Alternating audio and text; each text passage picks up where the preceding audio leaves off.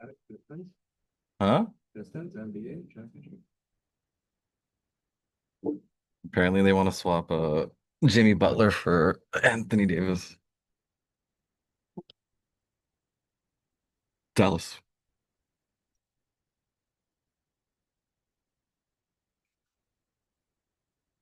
If it was- if it was really sad, yeah, but really, the next one we do some stuff too. But what time is it?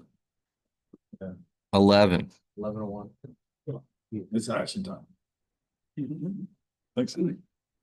Thank you. All right, so we're gonna get started. We did a sound check. Everyone can hear me here? Perfect. All right, welcome to a second tech day. The last one we did was probably in August.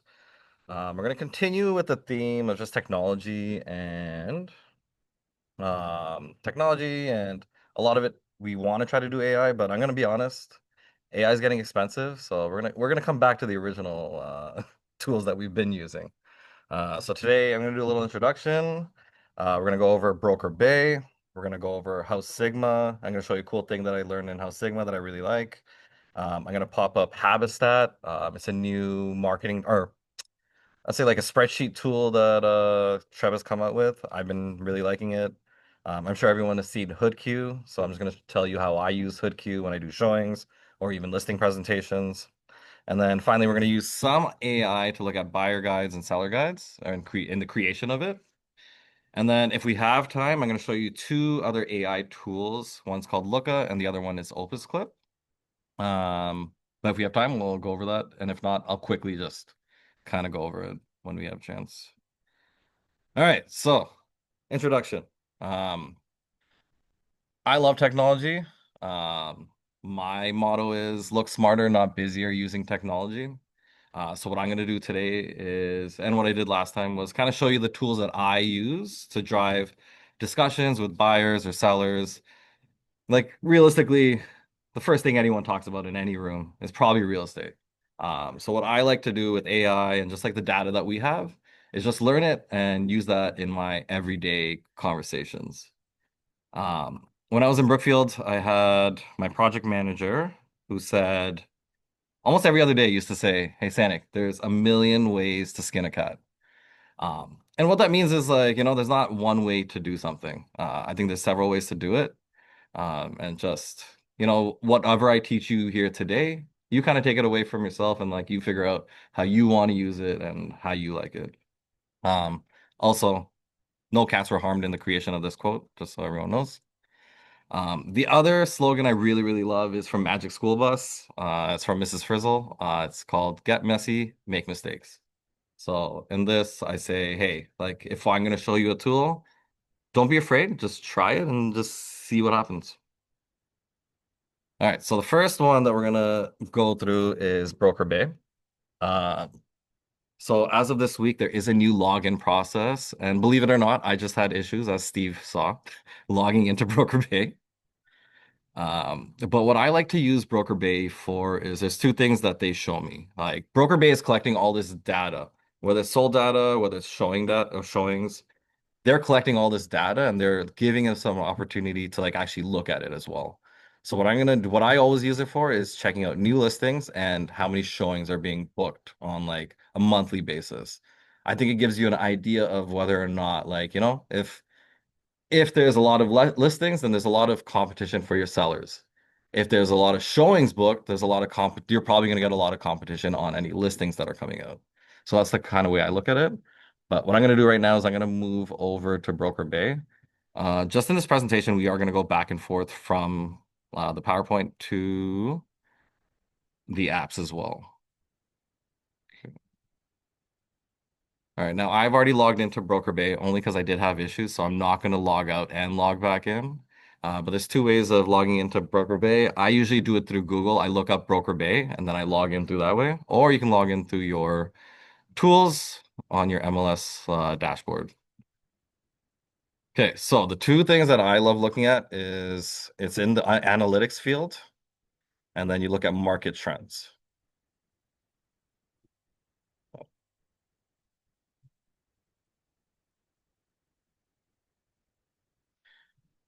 All right, so when you first pop this up, you're gonna get this dashboard, and the dashboard might be overwhelming, but what I try to do is I'll first look at new listings, and the two areas that I say I'm probably most often looking at is Toronto and Durham. You can add other areas. So if you look at the top field, you can see there's Toronto, Durham, and then you can add other areas if you want. Um, for this purpose, I'm just going to keep it on Toronto and Durham. So let's look at this new listings first. So the trends that I'm looking at when I'm looking at this kind of data is like seeing how often are new listings popping up. So if someone asked me, hey, when is the best time to list? I would probably look back at this data. So I have 2 years of data here, right? When you see the peaks, like the peaks you're seeing is in May 2025, right? Let's go back to the previous May as well. It also peaked in terms of new listings. So if I'm talking to a buyer, I would say, hey, buyer, if we start looking at around February, March, your inventory is probably going to peak at around May. That's probably going to be the best time for you to buy. And I'm not saying that's an exact science, but like when I'm having conversations with buyers, I feel like it's a good way to say, hey, like this is how we're going to gear up, and this is where you're probably going to get your most amount of listings. And the data is showing it. In Durham, you're not seeing it as much, but it's still there. So like the other areas where I'd say like you see the least amount of listings is look, August 2024. Let's go to August 2025 as well. It's Okay, like the sorry, are you least able amount to of new show, listings. What I sorry, really like is just seeing this kind of data. Like you're seeing the peaks, you're seeing the troughs. You can kind of explain to buyers and sellers, hey, what's happening with new listings? Let's go into the showings tab. So if you just click on showings in this little box, you scroll down, it's going to accumulate all the data for you, and then it'll pop it up. I got a view. Hold on, give me 1 second.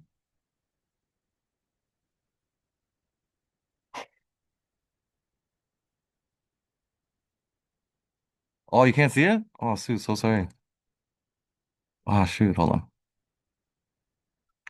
on. Let's see. They can't see.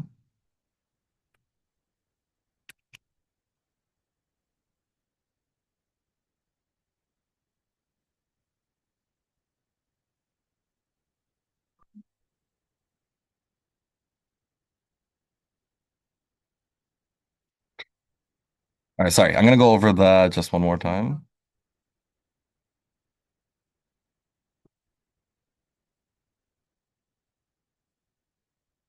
Okay, so sorry. Just so you guys can see everything that I just did right now.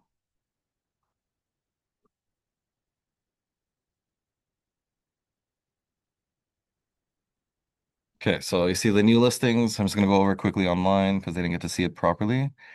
But what I'm looking at, guys, is just like the peaks and troughs of the new listings. I feel like when we're looking at the new listings, we can figure out um, when you're going to get the most inventory, so the most competition or least competition from a buyer's perspective, or the most competition from a listing perspective. I just feel like this kind of dialogue helps drive discussions, or the question that most people probably get is, hey, when is the best time to list?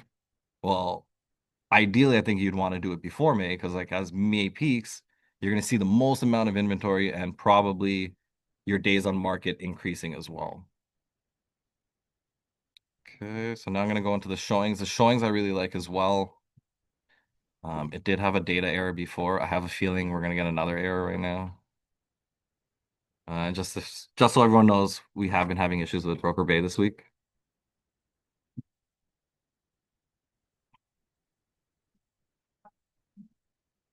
So yeah, you can do that. So like, yeah, so see how it says in the top corner here? The question was, hey, can you specify the timelines for what you're showing? So you can do it in a monthly version.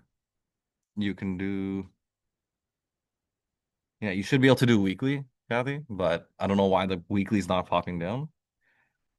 Hold on, let me try something. These are general, like all. This is everything that's in Broker Bay. So just remember, you're booking your showings. Yeah. Yours says weekly, yeah. So something's going on with Broker Bay, but in this drop-down menu where you see monthly, you can actually, there's options for weekly, there's options for yearly. Mine's is just not showing it for some reason. You can do this month, you can do last 5 years.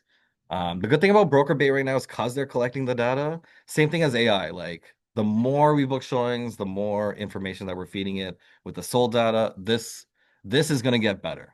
Um, and you're going to be able to see trends and proper trends too.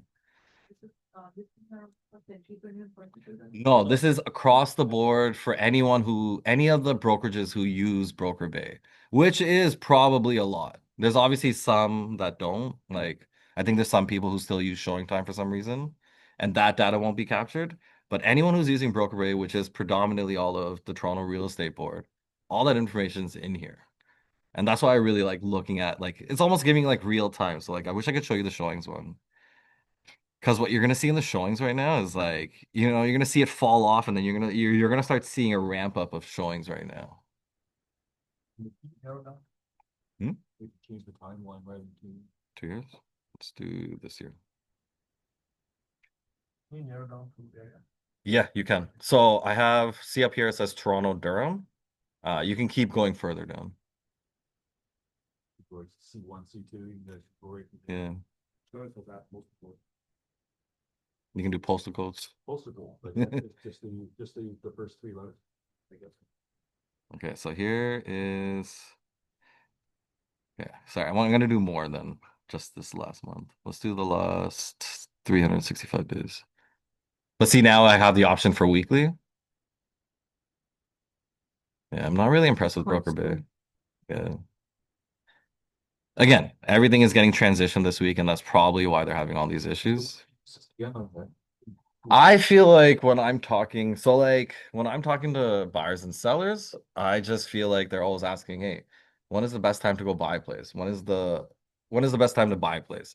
If I'm seeing like showings kind of ramp down, like I think that's a good time to like to look to buy because there's less competition, there's less people who are out there. Like if I see showings peak at around September, I feel like we're gonna have a high competition. Like I think there's gonna be more people bidding on properties. From the listings perspective, from like a new listings perspective, sellers are asking, hey, when's the best time to list? And what we saw previously was that it peaked in like May, it peaked in like September. Um, is that the best time to like list? I don't know. I don't think so.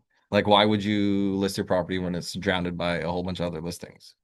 And again, this is just me using talking points. This is how I would talk to a seller. If that's the first question a new seller is going to ask me, hey, when should I list? And right now, I'm actually trying to tell people because I'm seeing the May peak. I'm trying to get people to list as quickly as possible right now. It's going to probably take 2-3 months anyways. So why be drowned in a listing of like where you're getting the most amount of listings? Like the question that I have right now is, are we going to go over 32,000 active listings? And I actually think in May, it's going to go over that. That's just my guess, right? But I'm using that. I feel like it's an educated guess because, like, just based on the trends that we've seen over the last 2 years of new listings, right? So my guess right now, and we'll mark it down, January 28th, Sanic thinks that we're going to be over 32,000 active listings in May. Um, yeah, you can do, yeah. Yeah, exactly. Like even this average days on market. And like as you go to each, so right now I have it on a week to week every 2 weeks. Yeah, it's a weekly basis. Like you can see it changing from week to week, like days on market. Like, how how does it track? Like, Offers? set it off Where offers? I haven't actually looked at that one. one and how. So I could. It's probably what's happening is probably all the offers. So you know how we register offers on Broker Bay? It's tracking that too. That's what I'm saying. Like as much as I think Broker Bay is kind of annoying, but all the data that they're collecting is going to be phenomenal. Like I think it's going to be really cool. Particular house. Yeah, you can do different houses as well. So Not here's the house pro style. yeah. Where was it? You want this? I can check my own. Yeah, so see how like yeah, everything is clicked off right now. So we're gonna unclick stuff. Let's do residential freehold. Okay, so everything in terms of like so okay, yeah, if you want to view different property types, detached versus townhouses, all at the top here is kind of your filters. So let's say we can even do so you can even do leases if you want. Um, property type someone was asking. So I'm gonna unclick all of this. I'm gonna unclick all this, and I'm going to do let's do residential. Like there's a lot of options. Like this is insane. And again, this is only gonna get better, I think.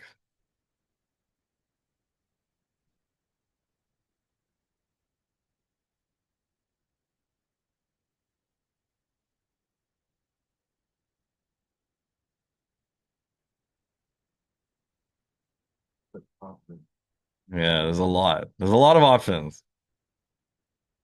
So we're gonna do so we got residential freehold, and then the question was detached versus townhouses. Okay, detached. Where's townhouses? There we go. So I clicked off detached and townhouses, and let's just see what it pops up.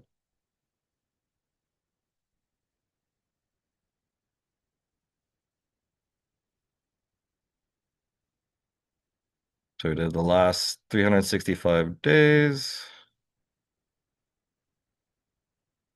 Okay, so that seems wrong. Oh, no, actually, that makes sense. Toronto versus Durham. Sorry, I have Durham in here too right now. Let's just take out Durham for now and just focus on Toronto. So in the last 365 days, freeholds and townhouses, there's been 19,000 new listings. Offers, 20,500 offers in the last 300. And again, it's very static. You can like, or not static, it's very yeah, you can play around with this. Like I think like see how you want to use it, but I just feel like they're good. It's good information to tell buyers about or even show buyers and sellers like, hey, this is what's happening real time. We're using and everyone's used to even on the end user, like as a buyer and seller. These guys are, I'd say sellers more used to the broker bay. Buyer just knows that we're booking it showing. But what's cool is that like cause we're booking it all online and we're booking it through broker bay and they're tracking all this data and letting us see all the data. It's very valuable, I think. I'm going to show you another tool after too. Kind of coincides with Broker Bay. But does anyone have any questions on the market trends or the analytics on Broker Bay? Do you guys feel like it would be useful in terms of talking to clients? Yeah. Yeah. All right. Do you show these online to them? Okay, so what I usually do, it depends. Like I'll do screenshots or like I'll take a quick picture. Hey, like if you're asking me like when I think like someone did ask me, I have someone in Etobicoke that wants to do a listing. We've been trying to list it since last year, like since September. They were doing renovations. Renovations took a little bit longer. Uh, and like I literally have an email starting in April last year. So we're almost coming up to April, almost 1 year with these guys in terms of like trying to list it. And even now they're asking like, hey, when should we list it? And my comment to them is like, I think we're gonna see our inventory peak in May. So if we can be ahead of that curve, I think we'll give ourselves a fighting chance to at least sell. It can also backfire, like It can. I'm not saying, yeah, exactly. Like I don't have a magic 8 ball, showings but are less. If you are getting the listing and you show them. yeah, no, I agree. But I feel like showings are pretty active right now. That's why, like, if I could get it up next week, I think I would be happier, you know? It's really hard to predict what's going to happen with this market, but we have the data, and that's why I'm saying, like, I would love to see you list prior to May. If we can get out in the next month, and if we think it's going to take 2 months to sell your place, then hopefully we'll beat the inventory influx. But what if you got a client that's what's going on in the market, what house is it selling, what can you show? Hold on, we'll go through all everything and we can ask that. We can answer that question at the end. That's still going. The showings?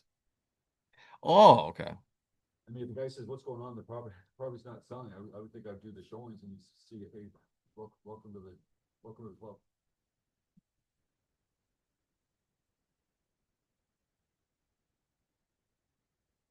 So even right now, yeah. So like this is kind of they do it on a weekly basis at the beginning of the week. So this drop right here is not the right drop. Like what you want to do is just wait for the week to finish and then see what that number is. But like what I was trying to say before is that I feel like showings are ramping up, right? Look at in like at the end of December compared to the middle uh of January. Like you can see the trend is actually going up right now. It's very slight, and like I almost guarantee you at the end of this week you'll see this pop up towards up here. If anyone can see that, like we're gonna see this go up there. How's that compared to last? So yeah, like see, look, it is on a trend going up now. Like it bottomed out here like before, and we can go back a little bit more too. Higher. So this just reinforces the spring market, fall market, right?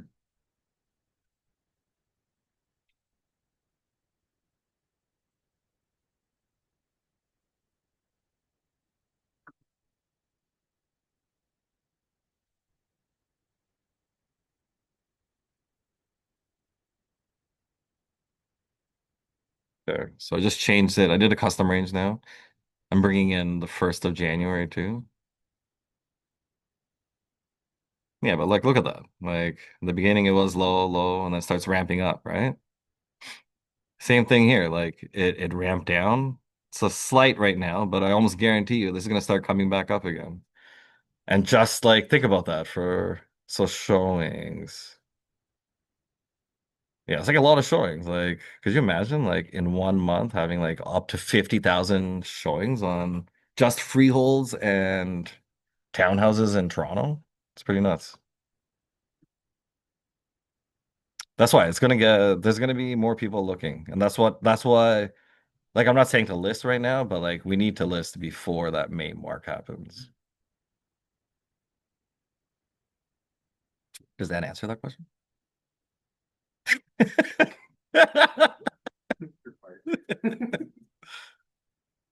All right, we'll go back to sorry.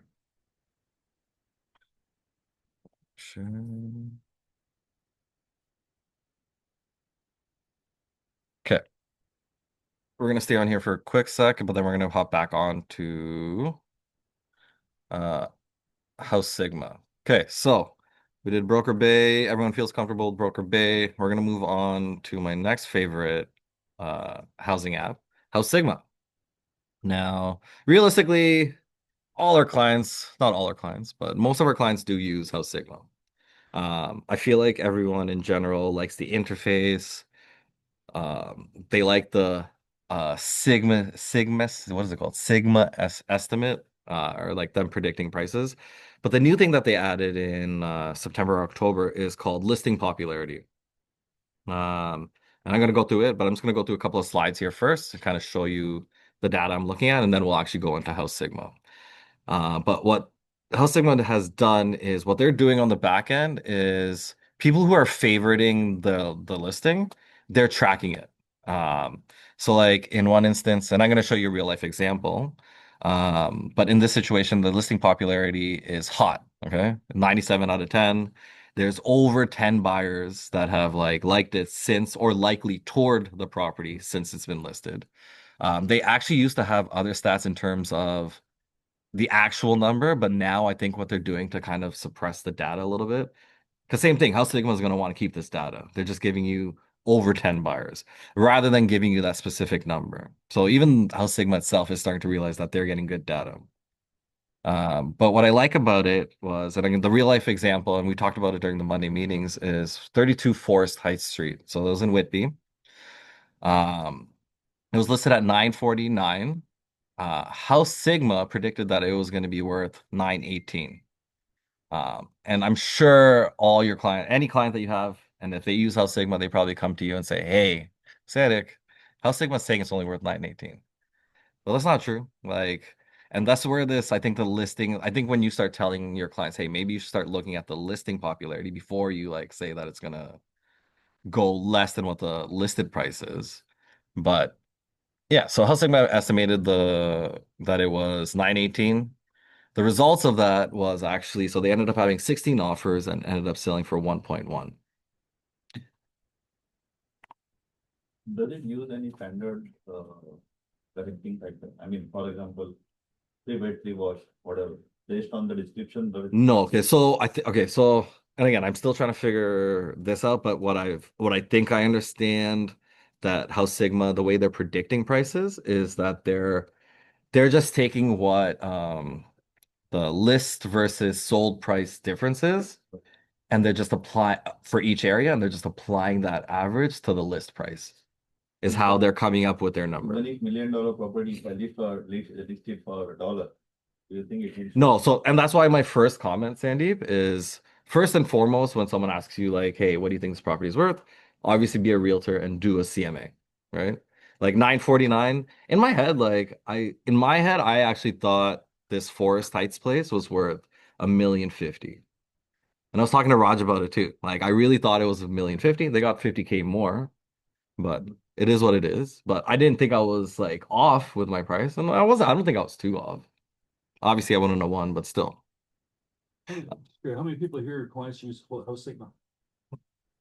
I mean, we know about this, we're in the business, but does the public know about it? Yeah, I feel like a lot of So if we got 10 offers on that property there and everybody's looking at House Sigma, they're gonna win at 918, aren't they? So, Yes. so you have an advantage too with your buyer. You always have to tell your buyer, everybody else, House Sigma, I think it's worth this price, but it's actually worth 1,050,000, where. yeah, 1,010,000 or 1,001,000. How many of your clients believe House Sigma? Oh. A lot of them. Yeah, that's what I'm saying. Like it's all So you gotta use it to your advantage, right? Yeah. So like when I invited them to use our system, it's like, why do you think this is better than House Sigma? And I don't have an answer. If you sign up for the VOW, yeah? Yeah. You did? Like, no, if I like invite them to come No, and, no, on your webpage. yeah, We're off topic here. Yeah. I'll talk to you later. I feel like a lot of people actually like how Sigma because they just it's an easy interface for them and they can see the sold data. Yeah. It's very visual. Yeah. Yeah. go through everything. That's why I think if you start telling you like and again, I'll show you where the listing. Hold on. Yeah. So I'll show you. We're gonna switch over to House Sigma, everyone.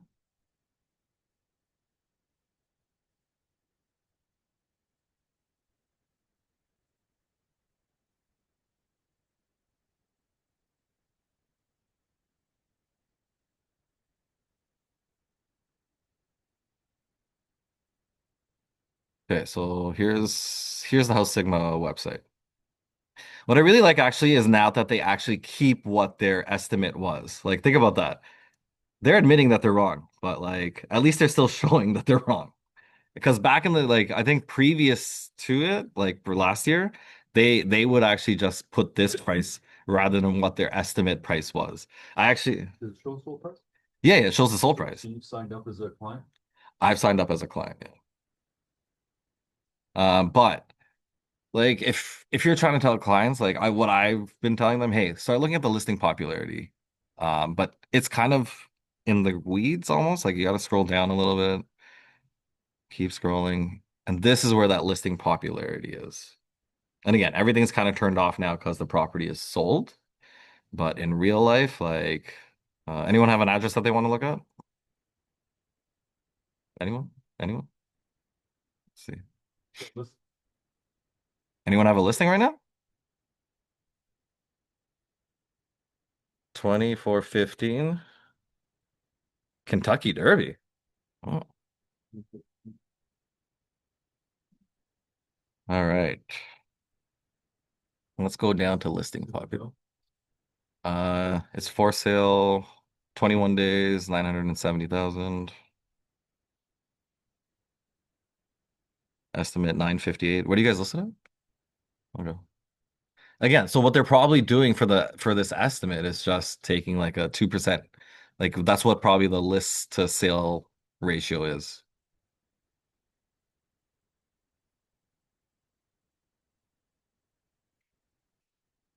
All right, so it looks like there's been 10 buyers since. Same thing. They're using the number 10 again. But where in the other situation, it was greater than 10 in the Forest Wood Heights. This was less than 10 buyers.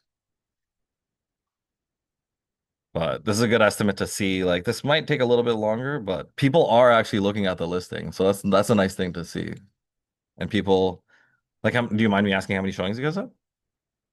Okay.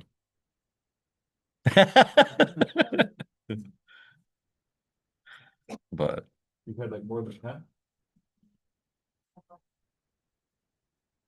probably maybe in and around 10, maybe a little less. Again, this is saying at 10 or less than 10. So maybe House Sigma isn't wrong, but they are definitely wrong on the price.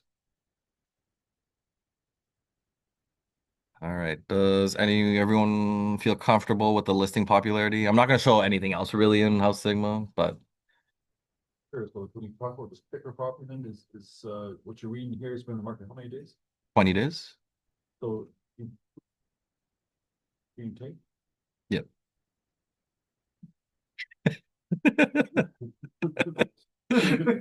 We can pause it. Okay. Oh, here we got another one. We'll do Archana's. Archana, let's see yours. I think you guys just did a relist recently. All right, so 1299. It's been what, 16 days on the market. Let's see. Oh, that's weird. It's saying it's a hot listing, 97 out of 10, but it's not giving me any clicks. So Archana, I'm not sure. This was a weird one. It usually has like, so this probably means actually that no one has favorited. So when they're doing the likely tour, what people are doing is, so like here's the star up here. See the sold watch? Yeah. This is the kind of stuff that is, so I believe this is what's driving like that likely toward is when people star that watch. So on House Sigma right now, it doesn't look like anyone starred the watch. But it's saying estimate 1258. You guys are 1299. What's the stuff? The estimated price is 1258. Again, I think they're just using what the sold to list ratio is and just using a arbitrary like that number consistently in Pickering or in Ajax, whatever that community is. All right. Any other questions on the listing popularity? You feel comfortable with it? I think it's just playing around with it and looking at it. Sorry? Yeah. Price of this, under prices agreement required. And that is terminated. Where? Is it on here?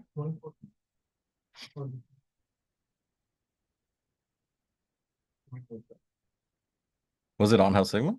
Yeah, the one we look at. Yeah. So if I go to, buy star history for.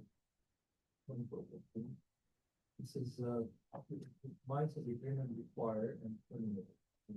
It says it on House Sigma? Yeah. Okay.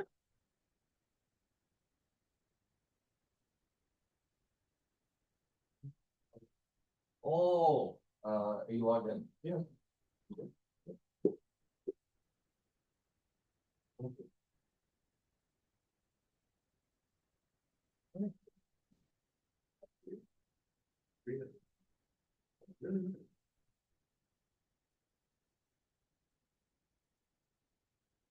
All right, so Mohammed had a very interesting issue. See where I can see where it says terminated here, like in my House Sigma. His doesn't actually have it. It just says agreement required. You might actually have to I might actually have like a realtor account. You might have a client account maybe. Maybe. I think you can. I think I did it in the beginning. That's what I think I did. as a client. Yeah. All right. We're gonna move on. Have you noticed any accuracy regarding the predicted days on market? To be honest, Uday, I haven't really like looked at that. I've just been looking at the listing popularity. I just use this Trep stats, but I feel like it's not. I don't think it's off.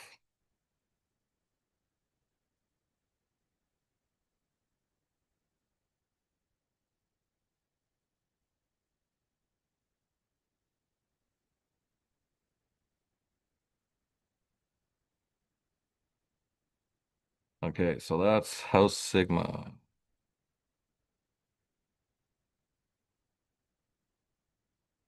Next, we will move on to another more data for you guys, but I don't know if anyone's been using it. Trev came out with something called the Habitat.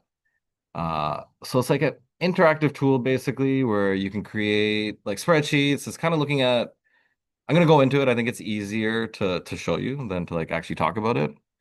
But this is the situation where I would say, hey, get messy and make mistakes and just try different things in it. Okay, so to sorry.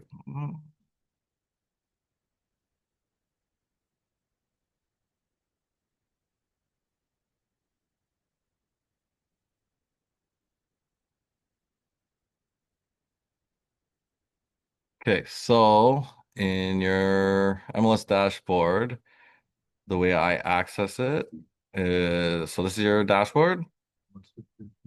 Huh? Oh,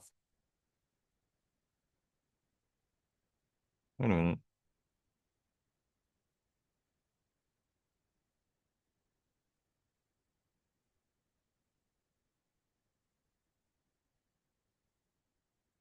There we go. You guys online can see my screen now, right? Okay. All right. So in prop text, you go to area called tools, and then I go to MLS tools, and then I scroll down to something called the Habitat. All right, so I'm gonna give you like a real life example that someone asked me yesterday. They were looking at specifically the clients have been only really looking at townhouses in the Leslieville area, particularly, and particularly three bedrooms. So his question was, "Hey, Sanic, what do you think this is gonna go for?" And obviously you can use your past data and stuff like that, like your actual MLS or your actual realm. But I've been enjoying this as well, just because like it's a very like you put in your data and you kind of it'll output it in a very nice way. So I'm gonna show you. So there's like four different options. You can do custom charts, you can analyze active listings, you can do past transactions, and you can do market insights. The two that I would say consistently use is past transactions and active listings. I use active listings to see, and you'll see. Actually, I'm just going to go into it, but let's do the past transactions. Okay, now in the beginning, Kate, I'm sure you're going to say looks very daunting, but I promise it's a lot of fun. Um, what the question was yesterday was, hey, like, what is a three-bedroom townhouse worth, or what are they kind of going for in Leslieville? So what I'm going to do is you have the option of sale or lease. So I'm going to look at sale, the property type. He particularly asked for townhouses, and actually it was condo townhouses that he was actually asking about. So I'm going to click off condo townhouses. He was particularly just looking at Leslieville, so that was EO1, I believe. So I'm going to scroll down to Toronto, and then on the left side you can see there's a drop down. And now I can get into the community. So I'm going to drill down into EO1. And he was specifically only looking at Leslieville. So I'm going to only look at stuff in South Riverdale. Okay. All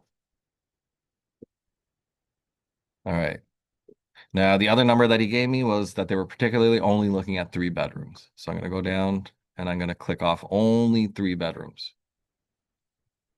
All right, so in 2025, in that Leslieville area, um, oh, I wish I could scroll.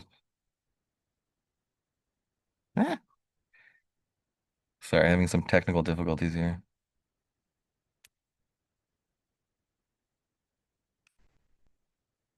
Oh no, sorry, this is it. Sorry, my bad. Um, so what was it? There was a total of 18 transactions that ended up happening. The average price was 920,000 for a 3-bedroom townhouse, condo townhouse, all of last year. Um, so now let's just say, so this is kind of like the overview. It just gives you like what the range in terms of the prices were. Let's just say I wanted to look at on from a map perspective, okay? So on the left side, there's a sales snapshot, and then there's an option that says sales map. When I do this, it's actually going to give me every single MLS listing that was sold. Oh, sorry. Um, so when I went into sales map, I actually have to redo which area I want to do. Come back.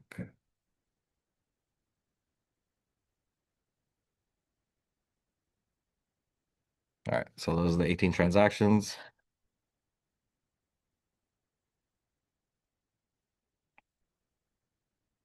Okay, so in the bottom field here, the map unfortunately is not right, but all the listings that have sold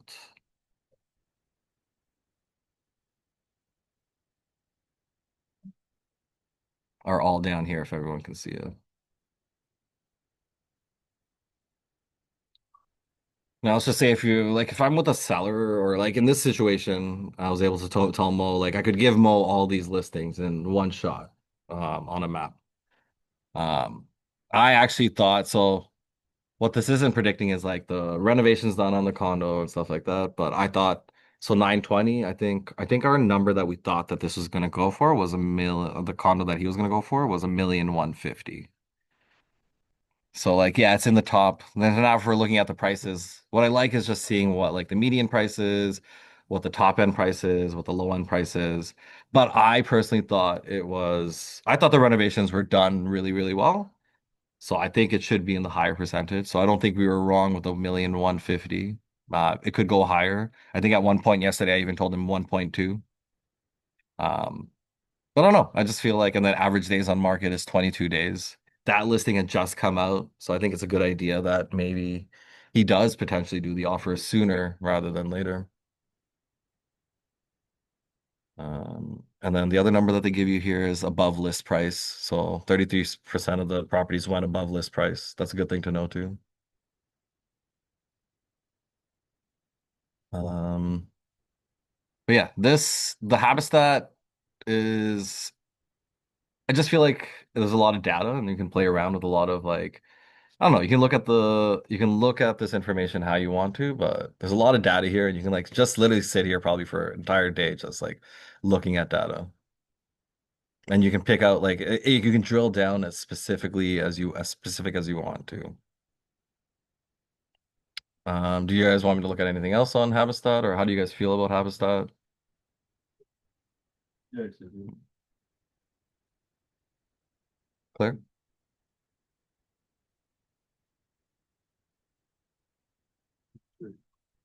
Not sure yet. Whoa, I stumped Claire. I'm trying to think, how would you use it? For yesterday's instance, it was kind of nice to just quickly pop this up and just narrow down on Leslieville. And I'm not saying you can't do this on MLS. You can, and all you're really doing is you're sending them the data. But what? Will it show what's available and what's sold for? Okay, so yeah, so what?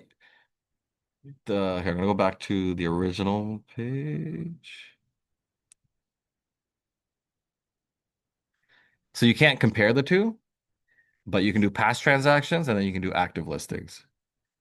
You might be able to do custom, so you can also do custom report. Do active listings on that same one that Karen's asking? Active listings, yep.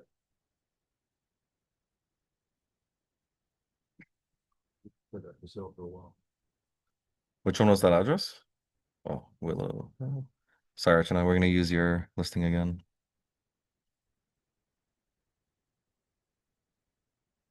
This takes too long. We got since the file. Oh, sorry.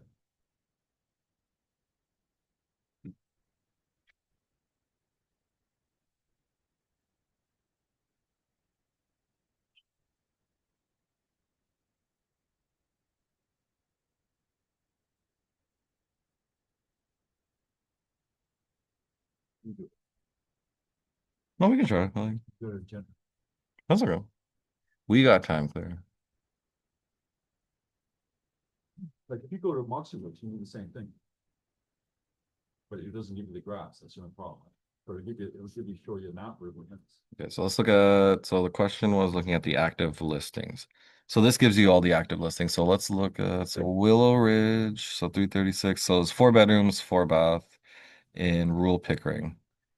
For this purposes, I think we just look at Pickering in general. So this is looking at all active listings. So I'm gonna go back again just to show you. So in the analytics platform, you have the option to do past transactions and active listing. So Archana, what we're going to do in this situation right now, we're kind of picking on you, my apologies. But we're going to look at active listings. We're going to look at what's going on in your area. So let's just focus on detached houses. And I think it was Pickering. So we're just going to focus on Pickering in general. And again, you can do the same thing on MLS too. Like rural pick. I can pick rural Pickering. So let's go to rural Pickering. But I think this is like, okay, so Archana was priced. Sorry, I'm gonna extend this to this month as well.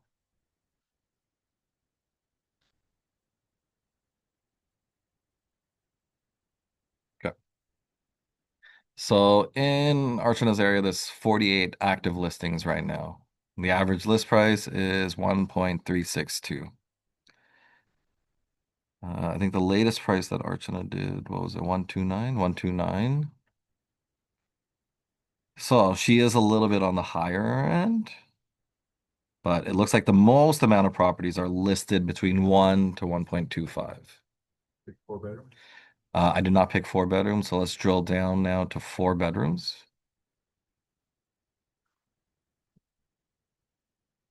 Okay, so we have 25 active listings. And again, there are predominant like 4 bedrooms are all in the 1 million to 1.25 range. So Arson, I think that the comment can be made to the seller, and you don't have to do it, but like most of the properties are in this range. The next question becomes are these the ones that are gonna sell faster or not? And this is dialogue. Like again, I think I'm more of a visual person. I could definitely just send all the listings to my client, but this visual kind of gives me a better idea of like my competition right now.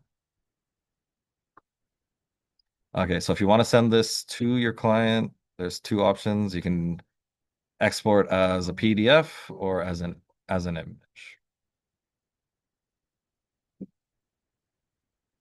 The location. You find South Pickering or York, you're gonna get marketing.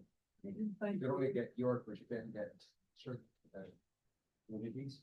I didn't get moved. Yeah. You didn't get real Pickering? No. No, you did the drop down? Like the map. The other one. But then which one couldn't you get? Markham? You go to the location, Yeah. was able to get York. Yeah. Looking on the cities, there's no market. This is Markham. I have it.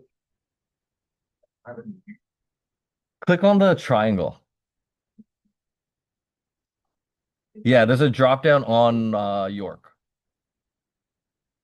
It's kind of hard to see. And actually the other thing you guys should know if you are going to use this, let's just say I wanted to pick I'm gonna deselect everything.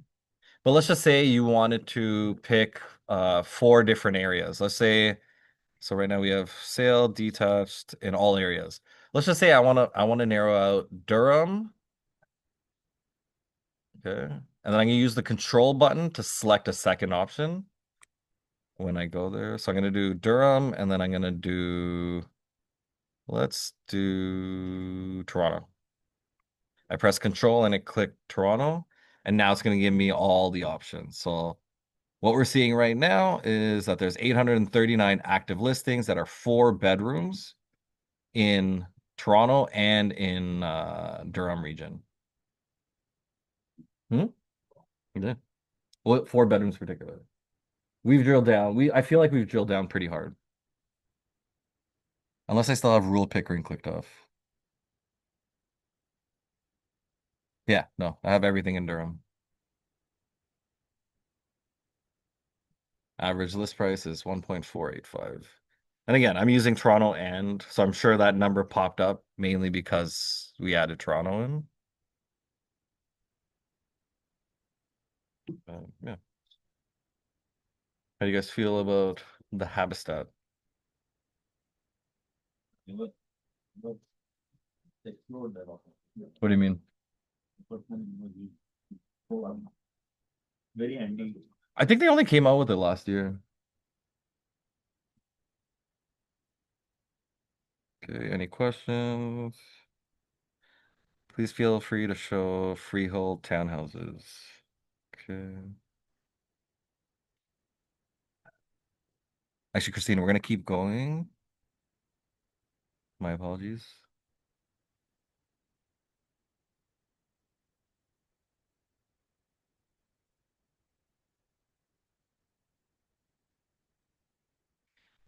Okay. So we've gone through.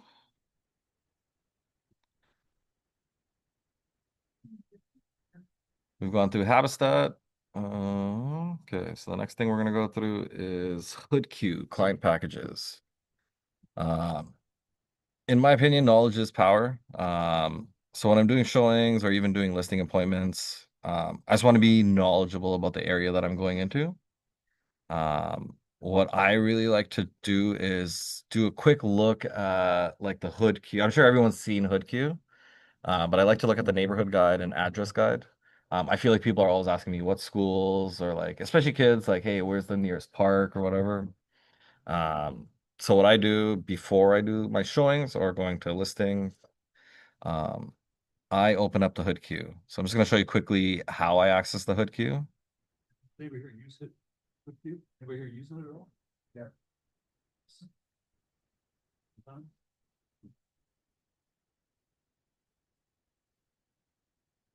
I think it's good for listings. Yeah, I think it's good for listings. Okay, we are going to pick this one. 97 Schumacher Street. Okay, so where to access the hood queue is pretty easy in my opinion. So you have 2 options. So you scroll down after the listing, and in your link section, you have 2 options: neighborhood guide and address guide. One's a little bit more detailed than the other. I like to use the address guide more. I like that it's very concise and very easy to use. It's like a one pager almost. What you'll probably notice in all your open houses is people will usually just print this page and have it as like called an addendum to your feature sheet. But what I like about it is just like knowing what schools. Like that's the number one question anyone with a kid is gonna ask. Like, what school should I go to?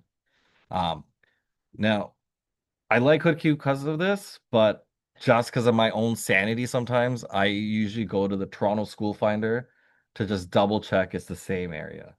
Because our population is growing, so like I guess it's slowed down a little bit, but because we're getting more people in areas, people are actually having to move to different schools. So your address might actually be different. So I like it, but I also just for sanity's sake, I'll go to Durham School Finder or Toronto School Finder, just make sure it's all right. The parks and transit, I feel like is pretty consistent and good. The other thing I started doing with the hood queue is I don't necessarily like the hood queue colors. So what I'll do is I'll actually just take this information and like I have my own template that I've created for my feature sheets. very similar to this, same setup almost, but like I'll use the Fulton Sisters color right now. Is that what that's what I've been doing? So I'll use like the pink or the black, the yellow, as opposed to these colors. I'll put their branding instead of Hood Q. I'll just put the Fulton Sisters logo like in there too. And just remember, like you can always download these things. You can print it if you want. If you want to take it with you to showings, I don't think it's a bad idea like to have with you. They're good talking points too. These are mainly the questions that people are going to ask. The neighborhood guide is a little bit more exhaustive. They have the option to share it with your clients if you want to. But lots of data, but I think is good. Does anyone have any questions on HoodQ? There we go. App. Yeah, you scroll down to the any listing that you have. Okay. Yeah, just go on to the listing. Yeah. I think you can access it on your MLS too. Yeah, you can add it on your MLS tools. There's HoodQ as an option.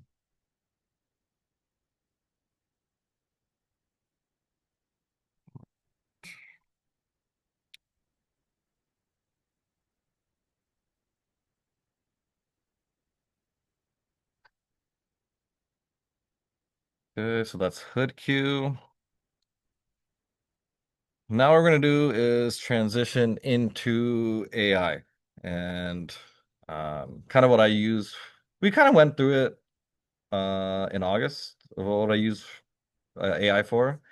But what I want to do is actually just tone up how we actually talk to ChatGPT or Copilot or Gemini. To be honest, I've actually been using Gemini more than ChatGPT these days. And we can definitely go through it, but ChatGPT's learned me a lot better. I actually had a situation yesterday where I changed my credit card and I was supposed to renew with ChatGPT. I didn't want to. But then I started doing images and then I realized I had to renew with them. So I ended up re-signing up for like $22 a month. My intent right now is to go everything over to Gemini, but I've been using ChatGPT for so long now and it actually understands me. Like I felt sad that I actually like almost like cut ChatGPT out of my life. Gemini will understand you. I feel like Gemini would understand me way better. Yes, I do. Why do you prefer ChatGPT? Um, okay, so the biggest thing that I've noticed is the pictures. I am cleaning up my I try to clean up any of those pictures that I put on a listing. Like I have used it to like remove some stuff, but I've noticed the Gemini is just way better on the picture side. For recipes, I actually enjoy ChatGPT better because I don't know, and especially because like now that I've been talking to it so much, it like knows who I am and like it's just giving me everything that like it knows that I have a Ninja Foodie like 8-quart like slow cooker. So like it actually knows me. But I think it's also because it's just the way I do my prompts with ChatGPT. And I think a lot of agents is like a base like so like okay, so the prompt formula. Um you got to give clear instructions to ChatGPT to get good information, right? Um who should chat like when you're asking questions ChatGPT or Copilot or Gemini, I think these are the five things that you should be asking. Who should Gemini or ChatGPT act as? What do you want it to do? Who is this for and why? What should the output look like? And how should it sound? Okay. In my opinion, like the way you structure your prompt to ChatGPT will give you better answers. And eventually, same thing like now, like ChatGPT, I find it hard to go away because like it's learned so much about me. I feel so comfortable the way I'm talking to it, the way it's responding to me. Like it's same thing as like Broker Bay. As Broker Bay is getting more information dumped in, it's getting better, right? Same thing with you as ChatGPT. As more information you're good putting into ChatGPT, it's getting better, whether you like it or not.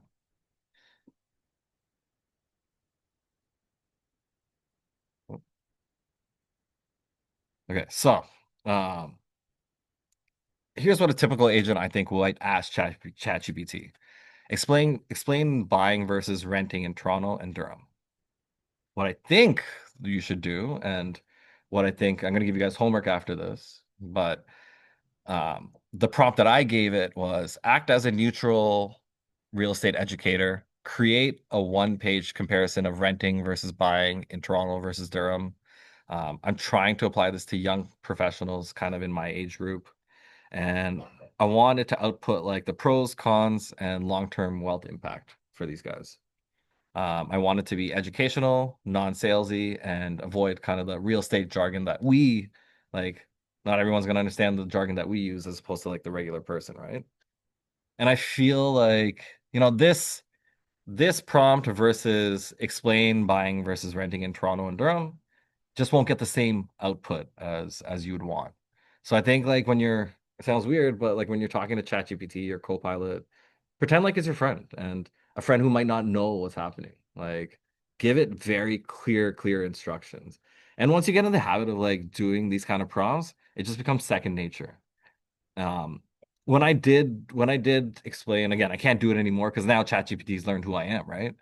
But when you do explain versus renting in Toronto and Durham, when I put that in, the first question ChatGPT asked me was, "Do you want this in a one pager?" Um, and it's only because like those are the kind of documents that I'm trying to send to clients, right? So I think as you input better prompts, ChatGPT is going to get better. The one thing I used it for was, so right now we're in an interesting time. So interest rates were held today. So I think a lot of people are confused about rates. People are confused about inventory. We went from 32,000 active listings in November down to 19,000 as of today. And then price uncertainty. Um, Sometimes I just don't know how to explain all this stuff. So what I did was, um, I created a little prompt, explain the relationship between interest rates, inventory, and pricing. Audiences, financial literate buyers and sellers in the Greater Toronto area. Um, and what I use this for is actually just reading what ChatGPT outputted. And what I enjoy about it, and oh, actually, we're gonna go into ChatGPT. Give me one sec. And I'll show you kind of how I use it as talking points.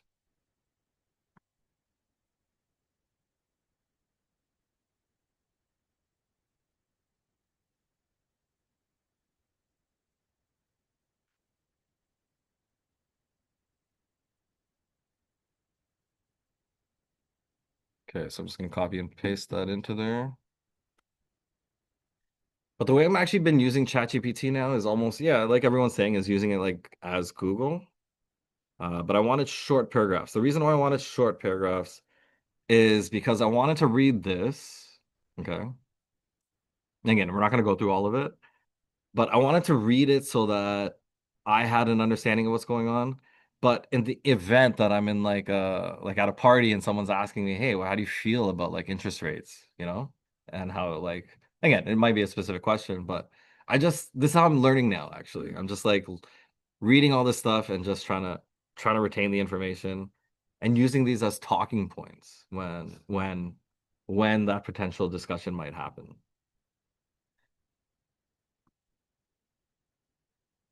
But I don't know. I think the more you input, the better it's gonna get. And let's just say I also ask you to put in a chart form.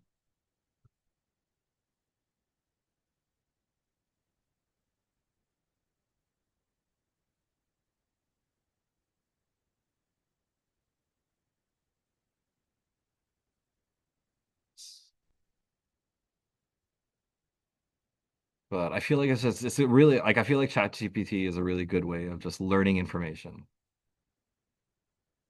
And again, you can read all this stuff and like your key takeaways. Rate cuts do not instantly raise prices. It's a really good thing to know, actually. Like, everyone says, "Hey, we're waiting for the rates to fall." That's cool. But like, just so you know that change isn't gonna happen that day. Like even today, rates held. What does that mean?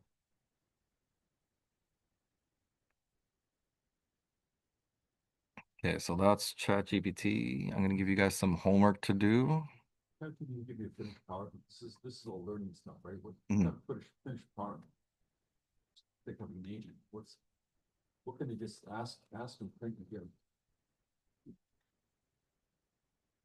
So Claire asked, hey, what can I print and give? So I'm gonna tell ChatGPT, give me a one pager that I can download and give to a buyer.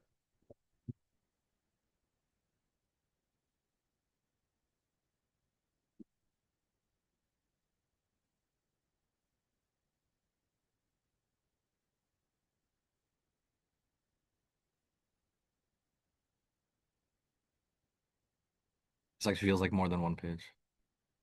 The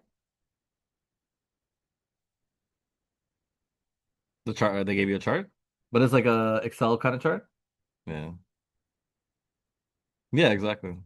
That's why, Andrew, it's a lot of fun. Like, again, like once you start doing this kind of stuff, like, again, now you're learning too, right? Like, huh? Yeah. Well, no, you haven't done your homework because there's actually other homework. I think. So do you have And then I choose the. I don't know if you can you do you have the a free version or paid?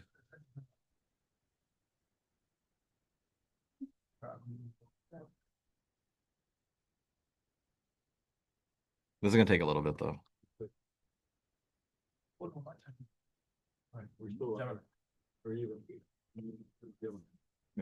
Again, Gemini, same thing. You're gonna do the same thing with Gemini. You want your prompts to be very good. Like you want to structure that role, what it's doing. Here's probably expensive, you tell me. Would everybody agree that video seems to be the flavor right now? I would say, yeah. Everybody's saying like videos, everybody agree with me or no? Nobody's like all the trainers tell you to use video, video seems to be the thing right now, right? A Yeah. lot of people are nervous in front of a camera, you know? Yeah. So what people are doing now is they're taking pictures of themselves, they're talking to this camera, they're loading up to here, and then they're saying, please create an avatar and tell this in my words, and then what happens? The machine with your voice will read that with the background as if you're reading. All right, so for the people online, what Video. yeah, so what Claire's talking about is basically Sora, or the other one that we got introduced to last week was called Higgsfield. But again, all these things do cost money. I think Higgsfield so basically what you're doing is you're gonna use your phone, you're gonna take a picture of yourself, and um you're gonna probably take like 5, 6 pictures, and it's gonna recreate an image or it's gonna recreate a video. Um Again, we didn't do Sora today, but I still think I'm still scared of Sora, if I'm being honest with you. I'm scared of it. Sort of Yeah. seems to be too wild. Yeah, Higgsfield was good too, but even Higgsfield is it's scary. Like you could like it's looking really real. We'll do it one day, but yeah, I think we need more time on that. Like it's scary. AI is a little scary. You have time, I'll show you where I'm talking about. Tools. Okay, so Higgsfield was like $24 a month. Right now for ChatGPT, I'm paying $22 a month. I feel like Gemini is pretty close. But see, like this picture that this trying to recreate, I feel like it would have been a lot faster in Gemini. Yeah. And so that's why, like, again, I have a lot of data I have so much data in ChatGPT, and that's why I'm having such a hard time letting go of ChatGPT. But I really want to, just because of what's going on here. Like, this is taking too long. Like, I need instant, like, this is not helping me. But like, what is this? Like, yeah. Okay. We're gonna move on. There's not much left.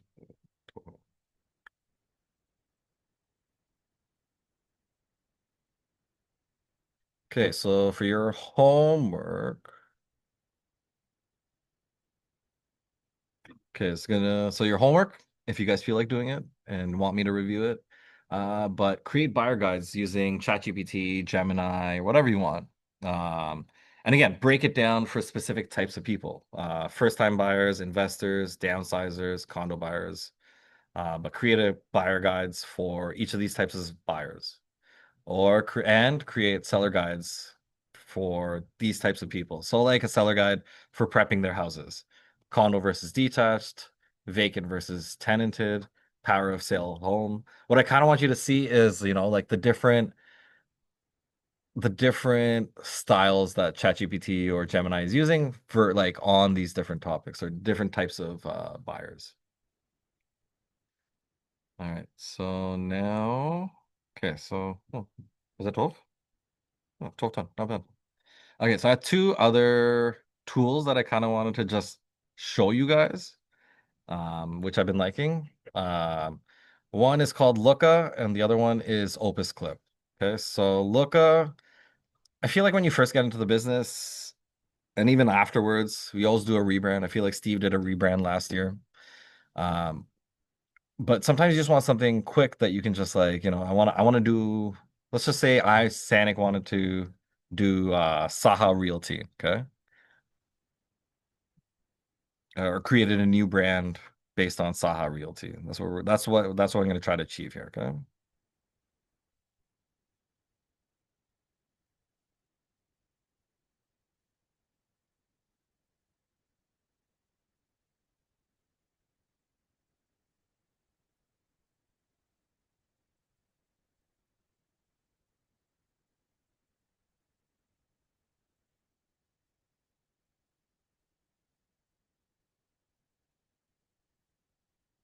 I don't know why this is not doing it. Are you guys seeing it?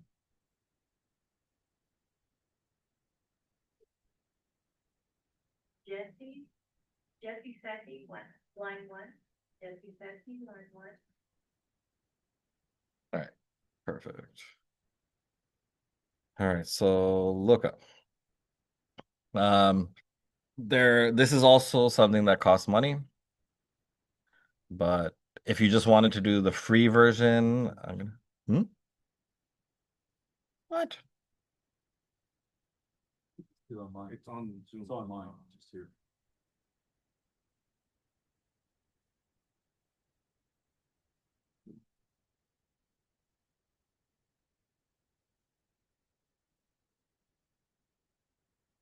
All right. So look up. Oh,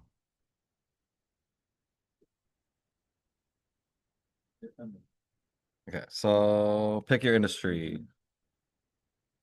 Real estate. Say this is a free app. Okay, it's not a free app.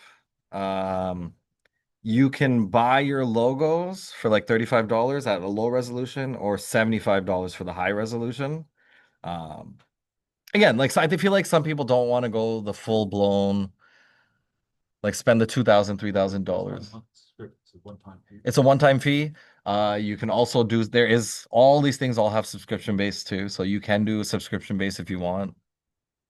Okay, so what I did was I told them that I was in real estate. I'm gonna pick some logos that I like. 1, 2, 3, 4. Okay, there's 4 logos that I liked. My favorite colors are actually blue. I love green, and we're gonna go gray. Weird color palette, but whatever. Okay, company name. We're gonna call it Saha Realty. Slogan, don't panic, call Sanic. So it's also prompting me, a long slogan might be hard to read. Try shortening it. I'm gonna keep it as is, only because I like it. Okay, pick some symbols and types. I'm gonna do real estate, home, roof, house, realtor, building, property. I'm gonna add tranquility in there as well. And literally in like 2-3 minutes, we've come up with a whole bunch of different branding that we can use. This one for some reason is calling to me.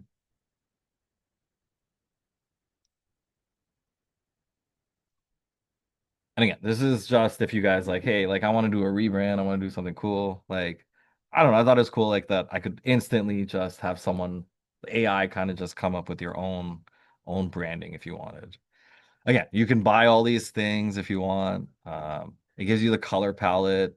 I was trying to get really cheap about it as well, because like the one thing that you really want for your branding is you want to know what your fonts are, right? So this Saha Realty, what I ended up doing was I took a snippet of this because it doesn't tell me what the, and again, I'm trying to do it the free way, okay? I'm not trying to pay for everything. But I'll just take the snippet of this. Okay.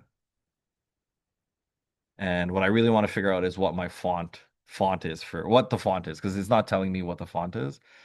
Basically, what I'll do is I put it into ChatGPT and I ask it, can you tell me the fonts for this? No, they give you the color here. Yeah, they tell you the color. Yeah, so like here's your color palette. If you scroll down, your color palette is this. See that? And so I'm going to show you when you download. Here's your download. So get brand kit and download. This is where it's like the $35 low res.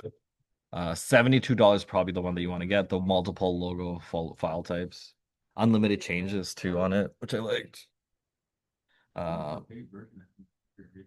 I think so. For $72 to get like a quick brand, like I didn't think it was bad. I thought it was okay. Like I liked it. Again, you kind of see how you see fit. That was the thing. Like when I was trying to figure out what that font was, that was the hard part.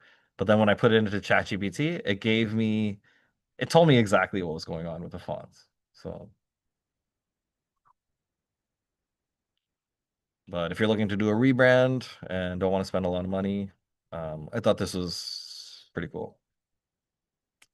All right, so the other tool, I haven't tried the AI generated websites yet, but that would be a good one for next time. Because even that, honestly, Omer, that's getting really good too right now, where it's just happening instantly. Okay, the next.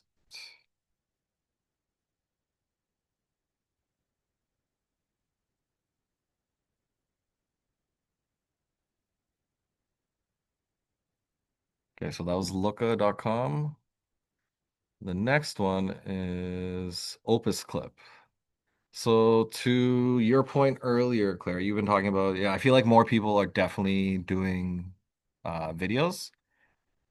What I like about the Fultons is that they're doing their weekly meeting, and what's happening on the back end is Chris is actually splicing it and doing reels for it. Um, and so I don't know if he's using this app, but I have a feeling he's using something to this effect. But there's something called Opus Clip. Okay, so what that's gonna do here, I'm just gonna drive to the website.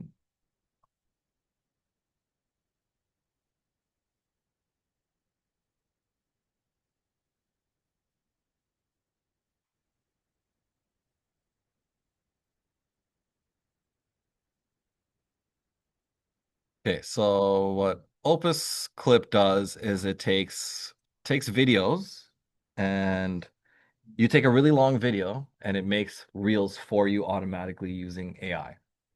Um, what I did yesterday, I'll show you my dashboard. So I took a video from, you can take the Fulton Sisters too. You can take like the office meeting that we do. But I've been really liking Daily Show. I took a Daily Show, the video from yesterday. And yeah. Oh,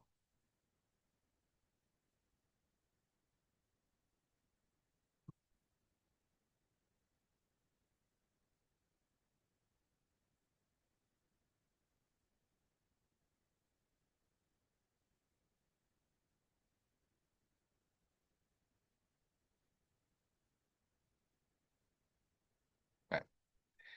Okay, so what I did was here, I'm gonna go back to, you can take YouTube videos, you can upload your own video. This thing also costs money, but I'm on YouTube. I'm just gonna take the Daily Show. I'm just gonna show you what I did yesterday with Daily Show. I just really like Daily Show. I don't know why. Do something different before you close up. Okay. All right. Basically what you do in Opus Clip, so you can upload your own video, you can do any YouTube video, and you just paste it, and it will start making clips for you. It takes about 10-15 minutes to do, so I'm not going to do it here, but I'm going to show you what it outputs. Okay, so I did it yesterday. This is the project. It took that 20-minute video and literally created all these different reels for me. Okay.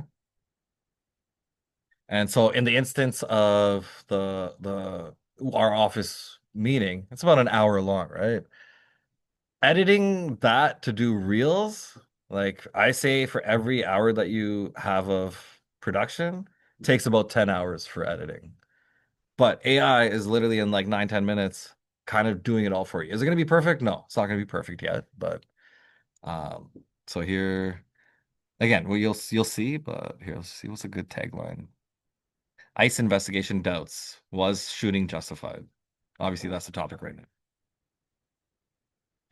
But what AI did was they overlaid, you see the text and everything?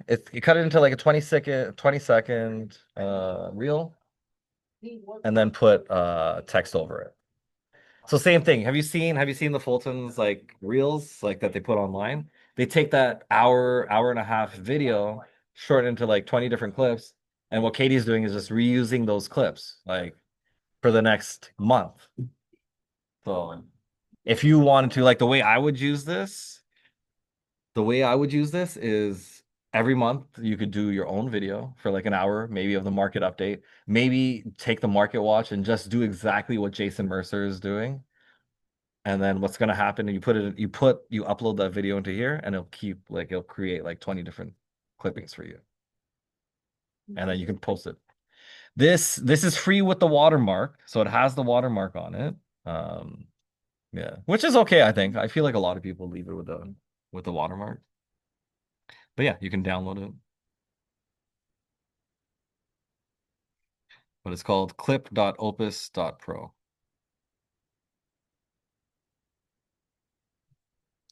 What was the other thing you want to show? Sure. We're gonna go back to YouTube. Put in, Morgan Freeman. Morgan Freeman. See if I can find one here. Scroll down, yeah, take that first one. This one? No, the one at the top left. This guy here. There's a line in here sometimes in diplomacy.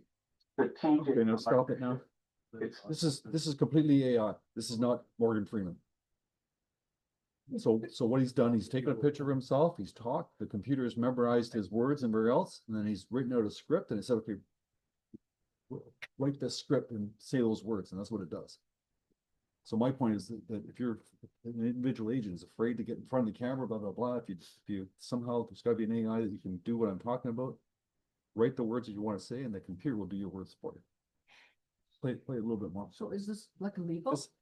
If you use someone else's like Well, I picture? tell you, they're all over the place, and it's this one here, Revenge Whisperer. They're all different. They're all from different people, but it's all AI. To do another one, do Warren Buffett. sounds cooperative, Do another one. balanced, mutual, the kind of phrase that Warren makes Buffett. everyone. I could be lying. That's actually very cool because you just sell real estate with his face. No, not yet. Let's keep going down. They're showing us all these videos done with AI, by the way. Permit. I'm just letting the I know. Well, let's put a similar thing like that Morgan Freeman one. No. No, this is a real documentary. Oh, this is a real documentary? Keep going down. All right, then, hold it. Warren Buffett Canada. Put Warren Buffett on Canada.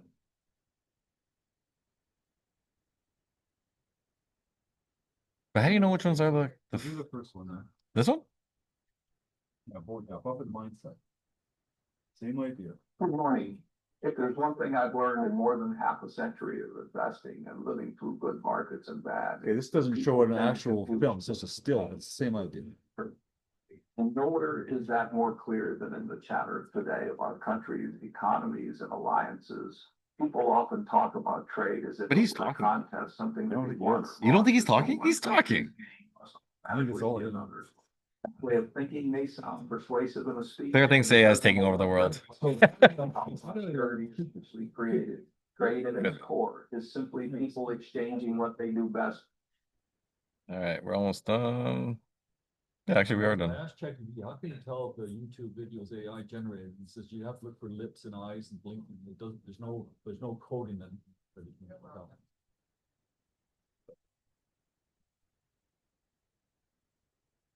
All right. That is tech day number 2. Stay curious, stay adaptive, stay ahead. If you guys need one-on-one, reach out. More than happy to. Thank you for having me here, Claire. I have a question.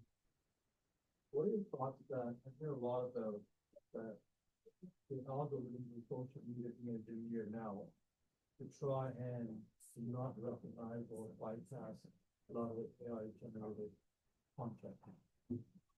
Sorry? What are your thoughts? Yeah.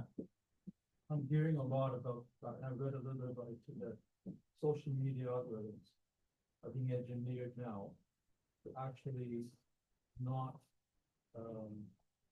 Identify if it's AI or not. no, they do, they know it's AI. So they're being engineered to not recognize them or like them or whatever the case might be, or pop them up in rankings because they're AI. Mm. Is there anything to that effect? Yeah, like I honestly think AI is pretty dangerous. Like it's a scary world, I think. Like at a point where I was like, what is happening here? Like, over the Christmas break, I was like losing it. I was like, this is scary. Like when Sora came out, I was like, oh, this is bad. Like, like if someone just takes a picture of you and starts like creating your own video saying, and again, like there's a lot of weird stuff happening in the world right now. I think yesterday even, who was it? I think Eli put that video out where the guy ended up pretending like he was an ICE agent or something. And like he got a lot of like flack for it, right? Like imagine someone like taking a picture of you and then like recreating that video. I think it's a good thing if they do stop, like they don't pump it, like if something that's AI generated isn't being pumped. I think that's a good thing. But I don't know what's happening. Like I feel like that's so hard to like regulate or like, like I don't know. I think there's still more security that needs to happen with AI. It's fun, but like I don't know. It's hard, yeah. What do you believe? I don't know what to believe. There's a sense of there in that our business, the real person accepted far more readily than an AI version. And the push would be still to maintain that. Helping with connect with you Yeah. rather than the other part. But there's definitely a balance that you have to find between what's going to be AI content, but I know this defaults to the AI video.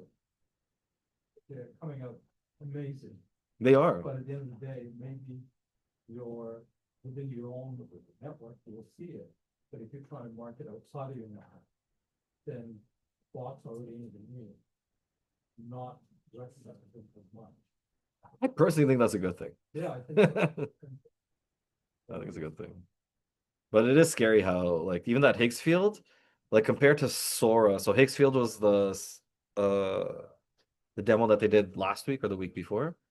Pretty cool. Yeah, like I thought that quality was way better than Sora. Like it just, yeah, Sora.